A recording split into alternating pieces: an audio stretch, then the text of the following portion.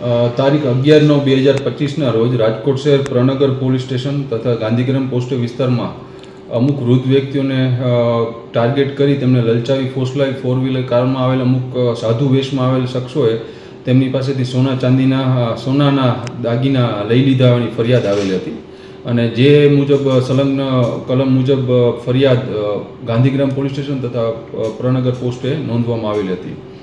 આ અનડિટેક ગુનાના આરોપીઓને પકડવા માટે રાજકોટ શહેર ક્રાઇમ બ્રાન્ચ તથા LCB ઝોન 2 સતત પ્રયત્નશીલ હતી.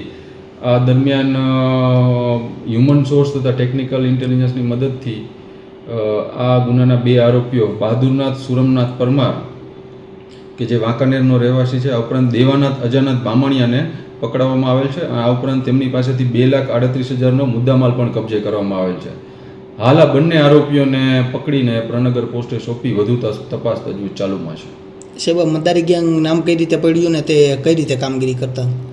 એવું કોઈ એમની ગેંગનું નામ નથી કે, પણ આ લોકો હંમેશા એમની એમો પ્રમાણે વૃદ્ધોને ટાર્ગેટ બનાવતા કે પોતે જ્યારે ગાડીમાં બેઠા હોય ત્યારે અમુક 60 વર્ષ કે એવી રીતે ઉપરના માણસ દેખાય ત્યારે તેમને બોલાવે. પોતે આવી રીતે આવા 30 વર્ષથી સાધના કરે છે અને આ અખાડા સાથે સંલગ્ન છે તેની સાથે વાત કરી તેમને યનકેન પ્રકારે લલચાવી ફોસલાવી તેમને જે પણ ઘરેણાં પહેરેલા હોય તે તેમને આપી દેવા જણાવતા હતા અને ત્યારબાદ ત્યાંથી નીકળી જતા હતા. આ ઉપરાંત તેઓ એમને ખબર જ હતી કે આ ફરિયાદી પોલીસમાં જવાના છે, તેની માટે તેઓ હંમેશા કાર પણ નંબર પ્લેટ વગરની યુઝ કરતા.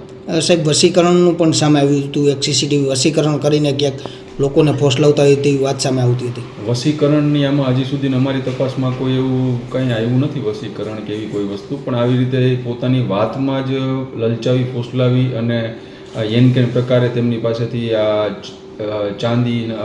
સોનાની વીંટી હોય, ચેન હોય તેવું તેમની પાસેથી લઈ લેતા. સાહેબ, આ આરોપીનો ગુનાહિત ઇતિહાસ શું?